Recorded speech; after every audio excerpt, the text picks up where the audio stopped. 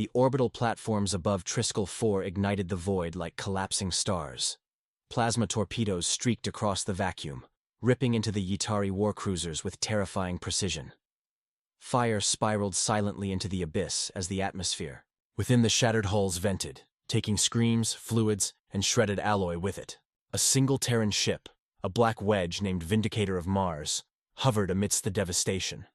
Its hull was scarred but intact, bristling with railgun arrays and a hyperkinetic lance that hummed with ion fury. Inside, the crew of humans didn't celebrate.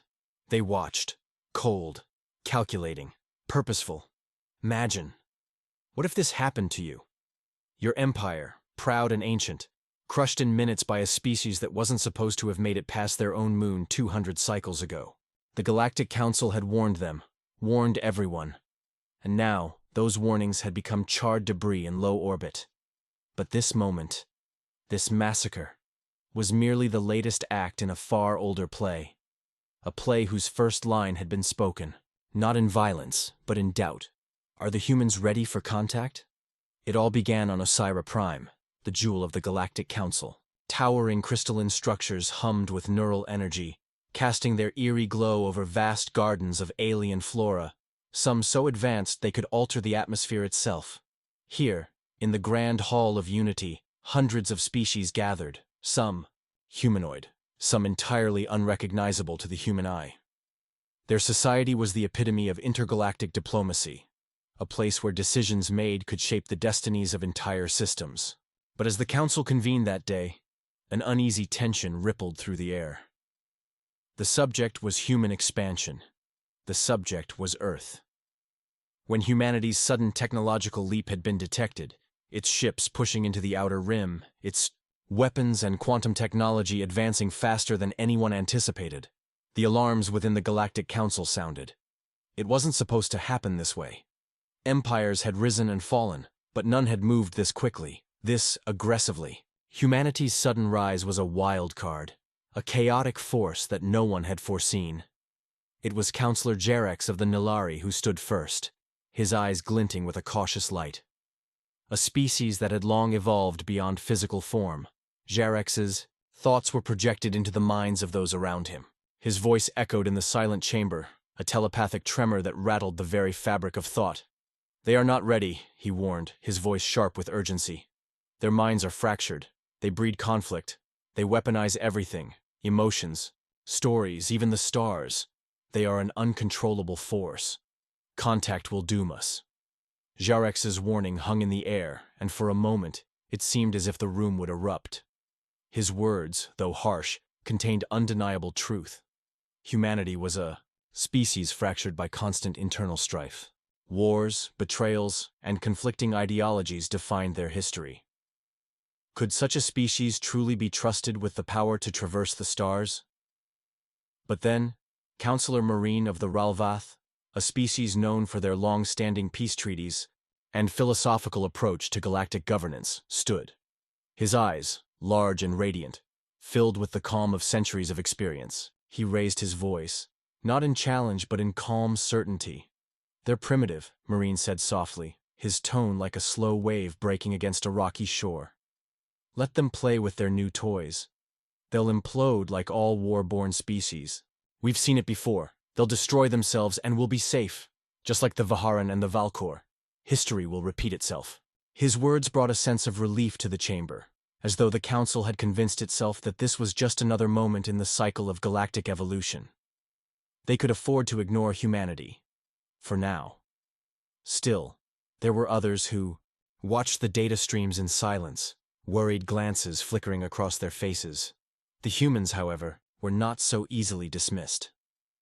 Months passed in the peace of the Council's comfortable assumption that humanity's rise was no different from any other species. But then, the unthinkable happened. A single human ship, identified as the Valkyrie, breached the outer borders of the Galactic Council's buffer zones, a region deemed sacred, untouched by non-member species. The ship was not part of any recognized fleet, nor did it fly the banner of any established empire. It was merely a civilian vessel, built by private human corporations. It was a signal that the humans were more ambitious than anyone had predicted. For a while, The Council's response was cautious. Diplomatic channels were opened, envoys were dispatched, but all were met with silence. When a Council fleet finally approached, the human ship, the Valkyrie, simply ignored their warning. Instead, it released a barrage of probe drones into the sector, each one transmitting back vast amounts of data on weaponry, trade routes, and weaknesses in the Council's defenses. There were no negotiations. There was only cold calculation. And then came Velra 9, a lush, ecologically protected world under the Interstellar Biodiversity Pact. It was a place where countless alien species had come to study the wonders of untouched life. Humanity had never been allowed near Velra 9. It was too valuable, too sacred. Yet within hours of the first sighting of the Valkyrie, a mining syndicate, human-operated, landed on the planet, sending enormous orbital drills into the surface, tearing into the mantle in search of exotic minerals. The Council did not react immediately. After all, humans were still considered a minor species at this point, primitive. Surely they would realize the error of their ways when faced with the consequences. The Yatari were already preparing to launch their patrol ships, but before they could, something even more unsettling occurred. The Valkyrie sent a signal. It was brief, but chilling. It said, "Do not interfere."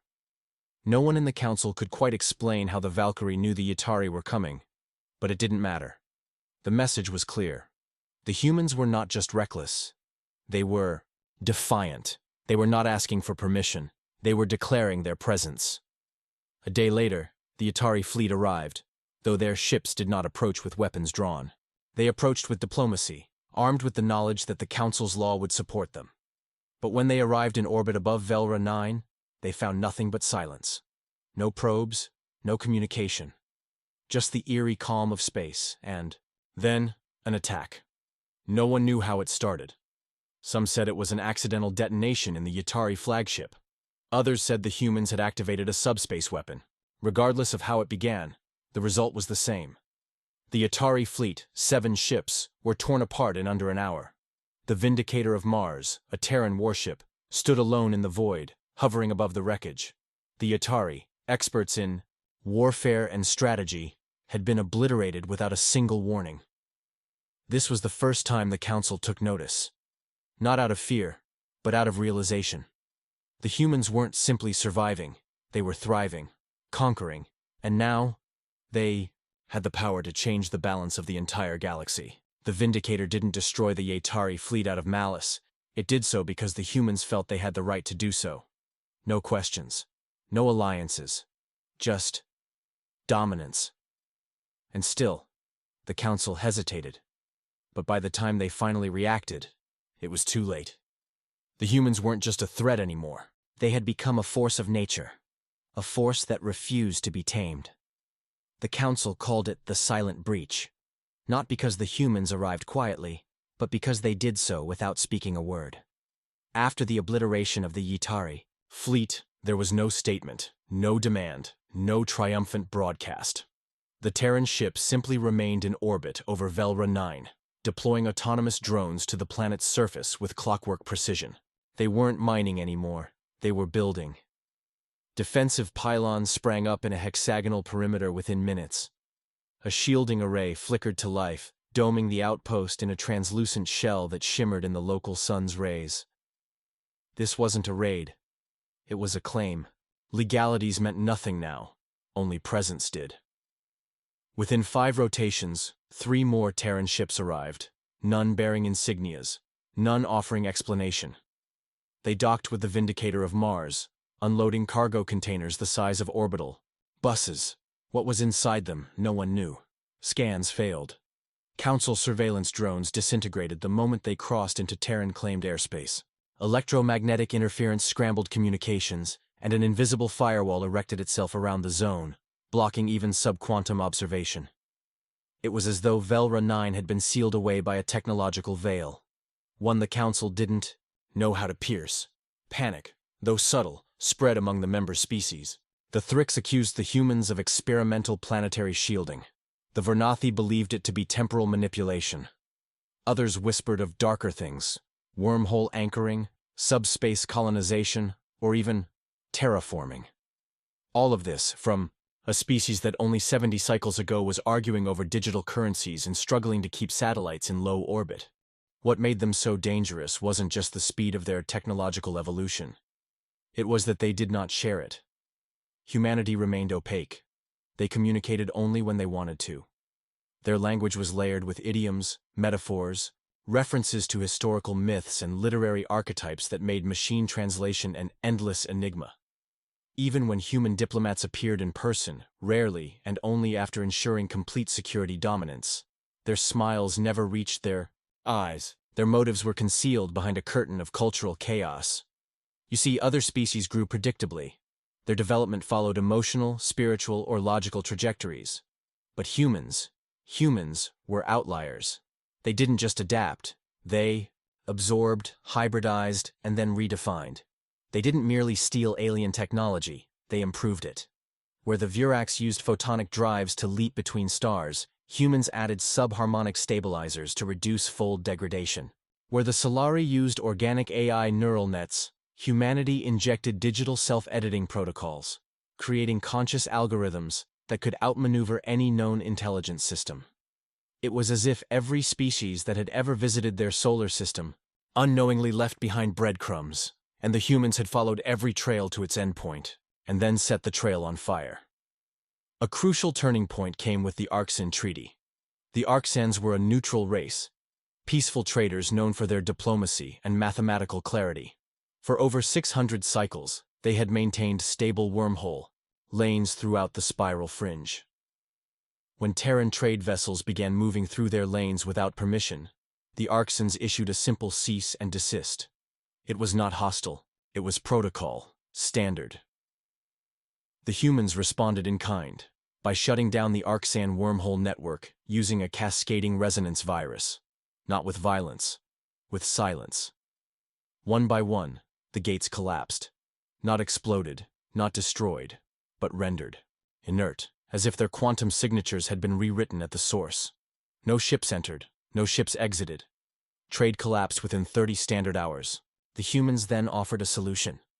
A new network. Faster. Stronger. Entirely human-controlled. The Arxans had no choice. This was when the Council truly began to fracture. Some saw the humans as the inevitable evolution of galactic governance. Efficient, logical, and dispassionate. Others saw them as existential threats. Viruses in humanoid form that infected systems with order masquerading as progress. And some, like Xerex of the Nilari, never stopped warning. His voice rang through the chambers once more desperate than before. You still do not understand. You believe you are observing a civilization. You are not. You are witnessing a survival protocol. They do not think like we do. They do not dream like we do. Their myths end in fire, in conquest, in transformation. They fear stagnation more than death. But his voice had grown old in the chamber. His species, while revered for their insight, were no longer seen as visionaries, but relics. And relics are ignored when progress demands momentum.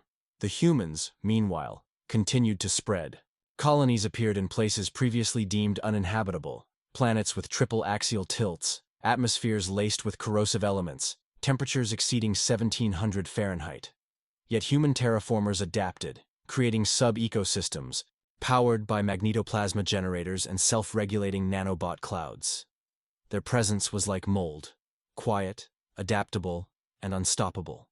Wherever they went, they brought infrastructure. They seeded culture. They broadcast encrypted transmissions filled with what analysts believed were memes, religious incantations, and historical reenactments, blended so seamlessly that not even advanced AI could separate signal from satire. By the time they reached the Chiron expanse, the question was no longer whether they were a threat, it was whether they could be stopped. The expanse had been left untouched for millennia, considered too unstable due to rogue star tides and subspace shearing. But humans saw challenge as opportunity. Within a year, they had mapped the gravitational labyrinth, anchored orbital cities, and reactivated ancient energy nodes long thought to be dormant. It was in the expanse that something else occurred. Something no council probe was able to explain. A structure. Miles wide, floating in high orbit. It wasn't a station. It wasn't a weapon. It was listening. The few images recovered showed a ringed architecture spinning slowly, with tendrils like sensory antennae reaching into the void. And, at its core, an opening, a gateway. No signals came from it, but gravitational lensing data indicated something was on the other side. What were the humans building? Some said it was a superweapon. Others whispered of interdimensional communication. Jarex, when shown the data, said nothing for 17 minutes. Then he finally murmured, "They're not preparing for us. They're preparing for something worse." And so, as the humans continued their quiet conquest, the Council finally, reluctantly, voted for action. A coalition, a demonstration of strength. Ships from over 30 species converged at the borders of the expanse. The fleet was colossal, the largest in Council history. A show of unity. A warning. But when they arrived, no one was there to receive them. Only silence, and the stars blinking indifferently overhead. The silence was deceptive. 37 capital ships hovered at the edge of the Chiron expanse, bristling with weapons that could fracture moons and shatter planetary crusts. Their combined energy output was enough to boil oceans and rewrite atmospheres. Within those hulls were crews from across the galaxy, battle-hardened veterans of a dozen wars, elites from the Krask legions, cold-blooded strategists from the Thurvan clade, and emotionless sentience pods from the Cerebrum conflux. The fleet's formation was perfect, symmetrical, like an artwork of war. But their eyes scanned empty space. No human vessels, no transmissions, just the vast emptiness of the expanse. But it wasn't empty. Far below, drifting just within the event horizon of the unstable Kairos star cluster, sensors began to pick up anomalies. At first they appeared as gravitational ripples, soft rhythmic waves that didn't match any known pattern. Then came the echoes. Not sound, but frequency reflections, like sonar bouncing off something invisible. Layer by layer, spectral. Filters peeled back the veil and the outlines began to emerge. Thousands of objects, not ships in the traditional sense, but constructs. Each was unique. Some resembled satellites grown like coral. Others were geometric structures impossible to comprehend in 3 dimensions. A lattice of unknown matter spanned the void between asteroids, undetectable until now. They hadn't arrived. They had been here all along. This was not a human fleet.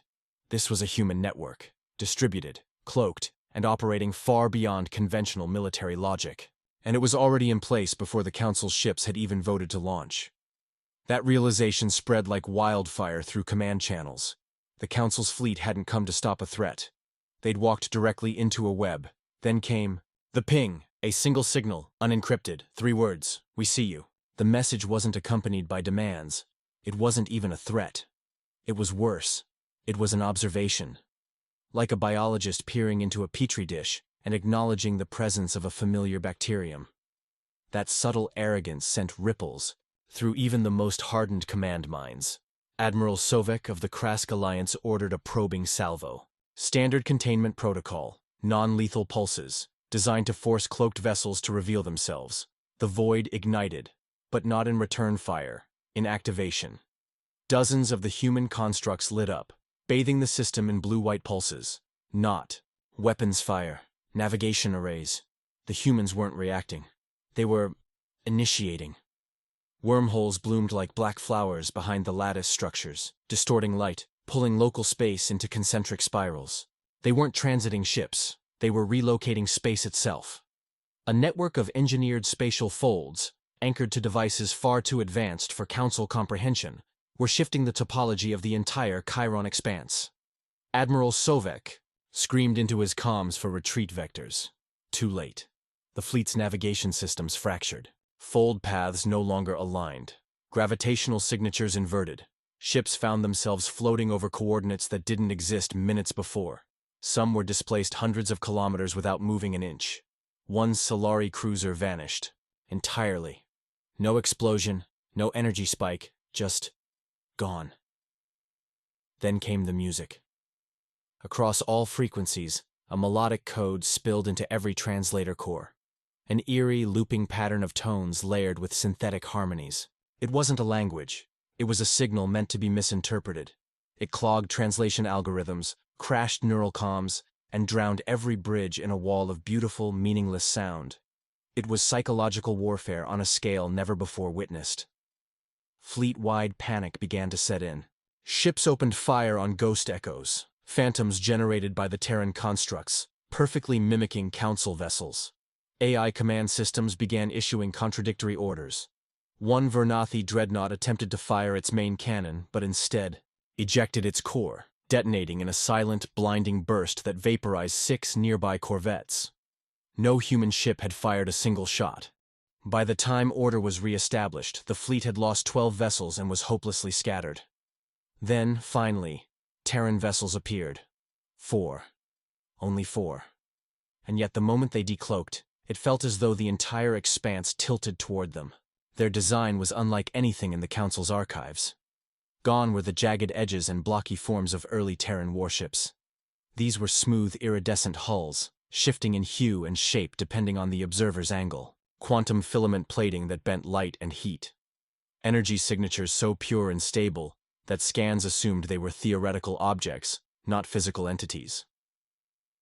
At the forefront was the Seraphim Protocol, a vessel nearly 100 kilometers in length, its central spine wrapped in what appeared to be moving stardust. A reactive hull lattice that shimmered with artificial gravity wells. No weapon ports were visible.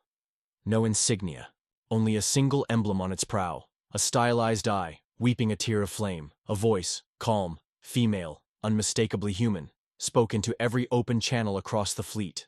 Welcome to the Chiron boundary. You are no longer within Council jurisdiction. We have observed your arrival. We advise immediate course reversal. Failure to comply will be interpreted as a kinetic declaration. It was a line from human war doctrine, one that hadn't been heard since the Eridani skirmishes. Admiral Sovek, prideful and wounded, refused. He ordered a strike formation. 6 ships moved. The Seraphim did not. Instead, the space around it reacted. A ripple expanded outward, like a pebble dropped in space-time. And when it touched the Council ships, they stopped. Not exploded, not disabled. Just stopped. Every reactor shut down. Every engine blinked out. Time inside those ships slowed to a crawl, caught in localized chronolock fields. From the Council's perspective, those vessels were frozen. Forever. The remaining fleet backed off immediately, and the humans, still without expression, allowed them to leave. No pursuit. No further warning. Just silence again. But this silence was not empty. It was filled with intent. Back on Osira Prime, chaos erupted. The footage from the Chiron incident shattered any illusion of parity. The Council had not met a rival. It had stumbled upon an apex predator disguised as an underdog. There were immediate calls for negotiation, others for war. But the truth was undeniable. The humans did not recognize the Council's authority. They weren't waiting to join. They weren't looking to belong. They were building something else, something parallel, something independent. And the question that now haunted every corridor of the Galactic Council was no longer, what do the humans want? It was, what do they know that we don't? The Council's chambers were no longer filled with debate. They throbbed with dread. Every echo of bootsteps on the marble floors sounded like the ticking of a countdown they no longer controlled. The Chiron incident had shattered the balance of power not with violence, but with demonstration. In less than a solar day, the humans had dismantled the credibility of the most powerful military fleet in known space. Without casualties, without loss, without even visible aggression. And yet, they had not advanced. They had not moved their constructs beyond the Chiron boundary. They were waiting. But waiting for what? This question became the obsession of every intelligence director, every diplomatic envoy, every rogue data broker from the Lyrid Fringe to the binary thrones of Kelkath. Spy satellites were deployed, sensor swarms scattered through the void. Deep echo scans performed at gravitational choke points across the spiral arm. The Council needed answers, and they would burn 1,000 stars to find them. They found fragments, a planet in the HD 189733b system, suddenly surrounded by Terran mirror satellite rings, reflecting so precisely that the planet itself became invisible unless viewed from exact polar angles. Why conceal a planet in an uninhabitable star system? A derelict listening post near the hollow comet fields intercepted Terran transmissions, bursts of raw binary packed with impossible compression, each containing more data than entire galactic libraries. When decrypted, the contents made no sense.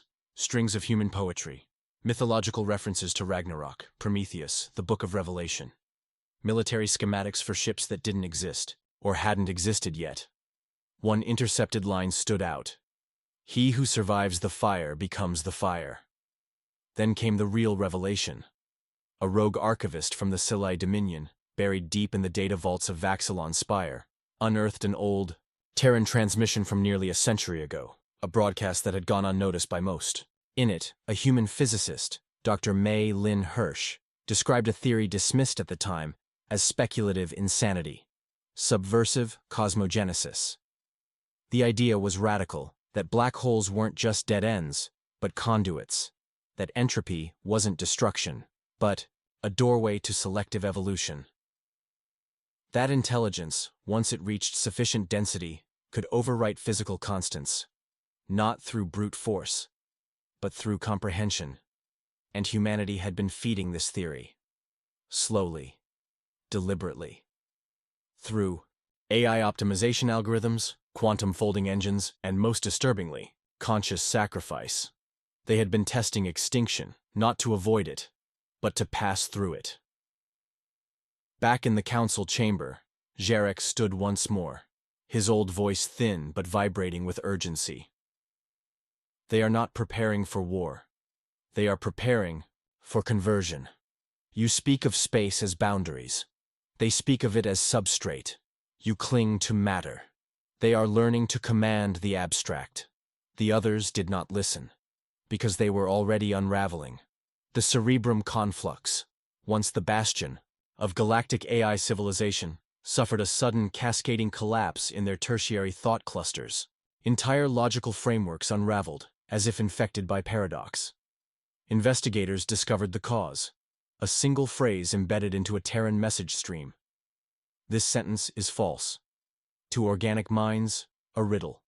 To a machine built on absolutes, a virus. The Vernathi, seeking retribution for their dreadnought lost at Chiron, deployed a stealth fleet toward the human-controlled Dyrix vortex. They never reported back. When a drone probe arrived weeks later, it found no debris. Only a strange formation. 9 massive constructs in a perfect circle, orbiting a dying star, singing in harmonic tones that matched the neural frequencies of sleeping infants across over 300 species. The humans were not waging war. They were redefining presence. Their colonies stopped expanding, but their influence didn't. Economic models across dozens of systems began shifting around. Human trade behavior. Species who had never interacted with Terrans found their communication platforms subtly altered. UI elements changed, software rewritten. Always with greater efficiency, always with just a trace of Terran logic. Not direct contact. Merely the echoes of their innovation, rippling outward. The most haunting event came on the day known only as the Pulse. Across the known galaxy, every star drive momentarily failed. At the exact same time. A synchronized pause, just for 13 seconds. Nothing crashed, nothing exploded.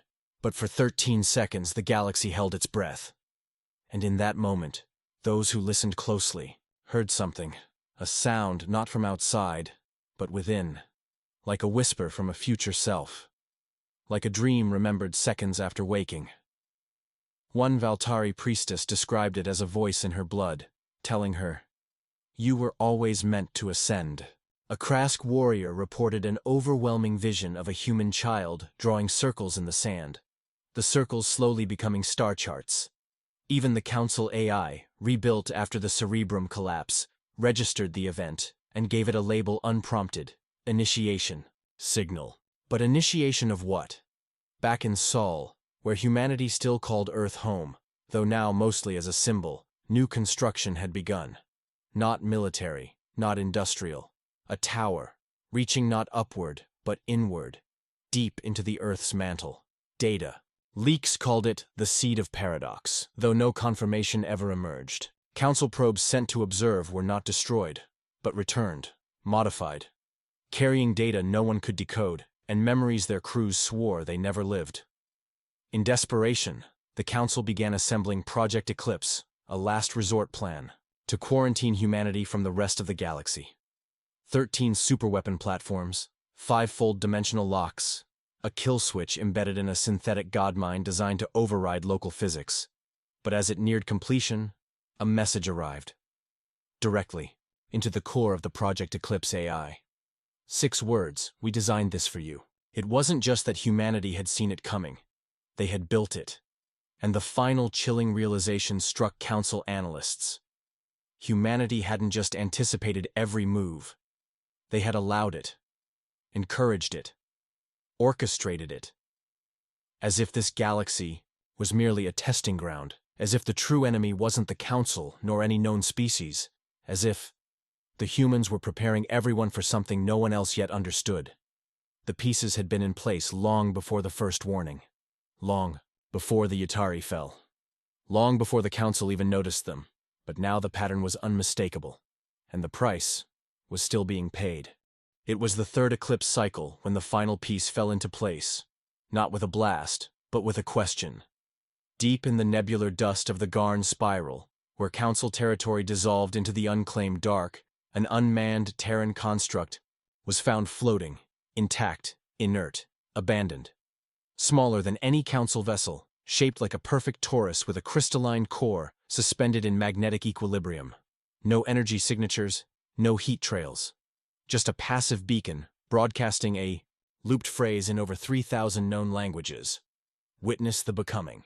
The Council dispatched a recon team from the Thurvan Clade, elite analysts trained in xenotemporal cryptography and memetic containment. Upon boarding the construct, they expected traps, encryption, or psychological warfare. What they found instead was a memory, not a recording, not data.